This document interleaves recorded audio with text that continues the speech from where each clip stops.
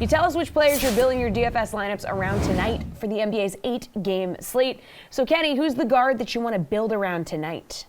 Yeah, look, I want to be on the right side of history here. I want to come out and I don't want any problems with the Heat defense. I want to say I respect the Heat defense. This is a very good basketball team. I almost said football team. Wrong segment.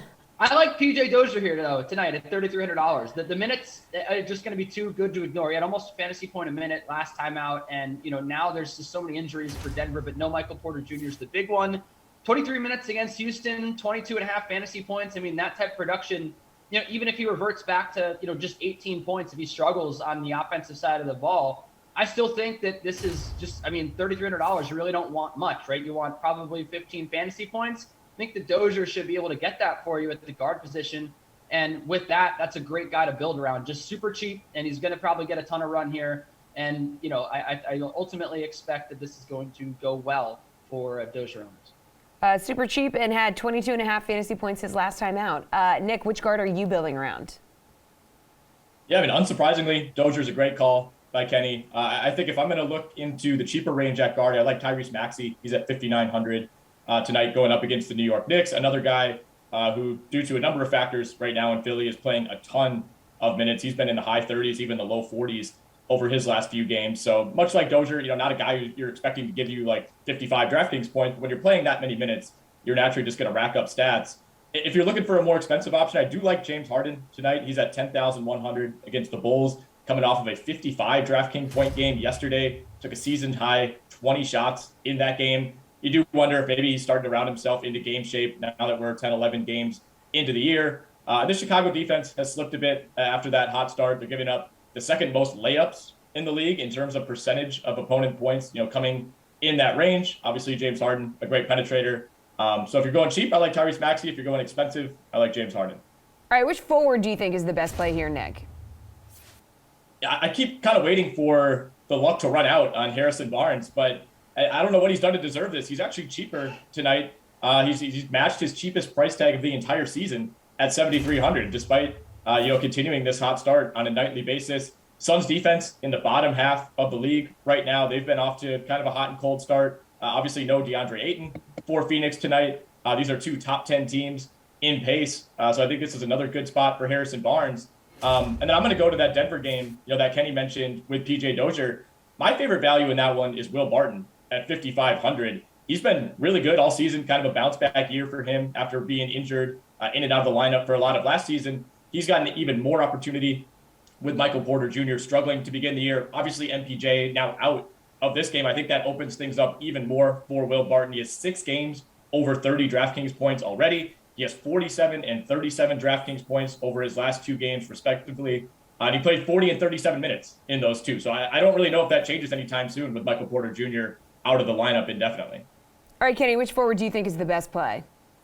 Look, I really like targeting some of the Grizzlies here, against a weak Minnesota front court. But I'm going to go to another guy that I never thought I would recommend this early in the season anyway. But I think the price is right now, and it's Kristaps Porzingis at $6,700. I think that we got a little too excited when he, finally returned to the Mavericks, and he's, just kind of had his minutes managed. But, this is a guy that's had a usage rate of 30% or more in 2 of his 4 games. He should be a full go here. They had a day off on Sunday. They got a day off tomorrow, the Mavericks. So there's no reason why Porzingis shouldn't see his full complement of minutes.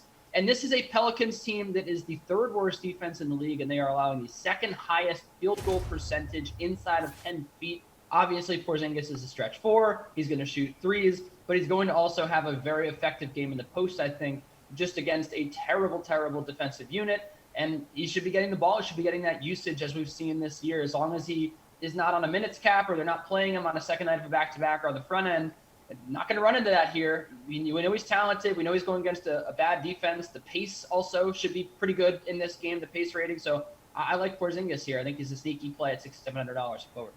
All right, Kenny, let's move to the center position. Which guy are you building around? Yeah, it's my man, Steven Adams, $4,500 going up against the Timberwolves. They're the worst rebounding team in the league. You don't usually get excited about Steven Adams, right? He's not going to fill it up. He's not going to score 25 points.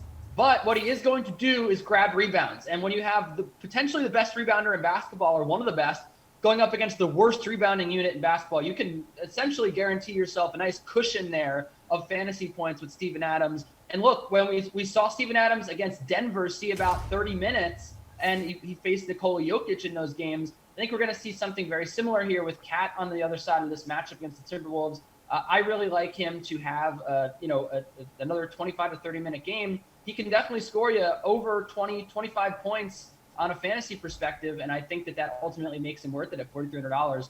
I really like this spot. Nick, which center do you think is in a good spot?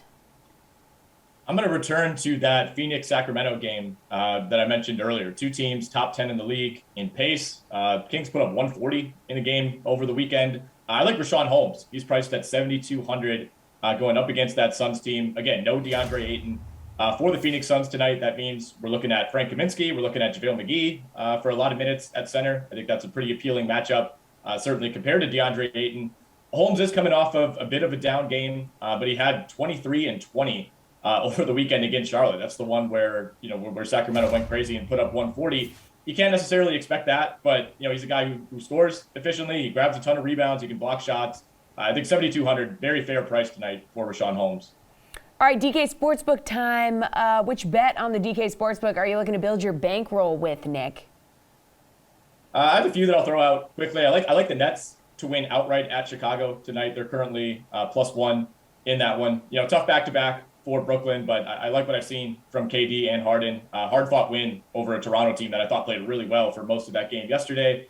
I like the Heat to win at Denver. They got tripped up by Boston over the weekend, had easily their worst game of the year, but of course bounced back with a really, really nice win over Utah. They're number 2 in both offensive and defensive rating.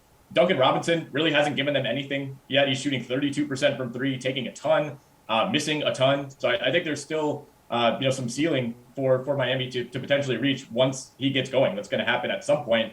And then lastly, I like the Charlotte Hornets, to cover +2 right now at the Los Angeles Lakers.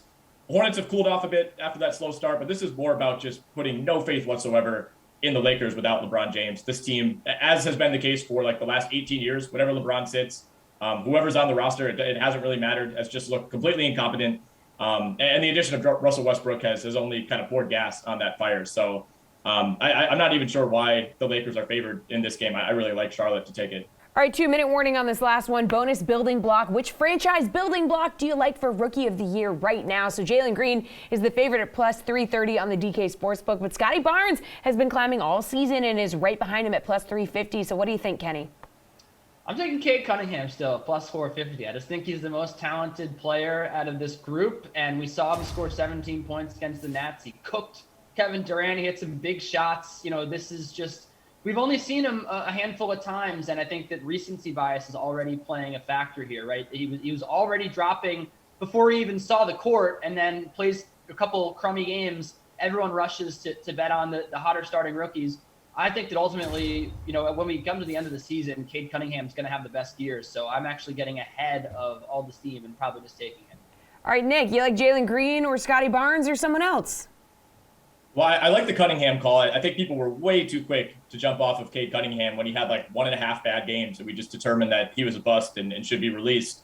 But I do think I like Evan Mobley the most right now. I think he's seemingly been the guy who hasn't really tripped up at all. Like, it feels like he hasn't really had any bad games. And every night you go on Twitter, there's a new 2.5-minute compilation of him single-handedly carrying the Cavaliers defense. The question is, how much does that translate to Rookie of the Year voting? A lot of this award is just add up points, rebounds, and assists, and whoever has the most usually wins the award.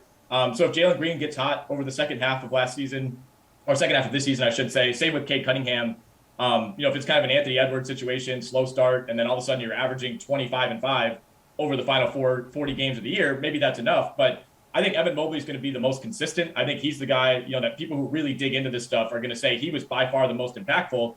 The question is, by the end of the year, with all the pieces that they have around him, his numbers maybe won't be quite as impressive as what he's been doing, kind of on the margins to help this team. So to me, he's still the best bet, though, at 4-1. I think you're getting good value. I'm surprised he's actually not listed as the favorite right now.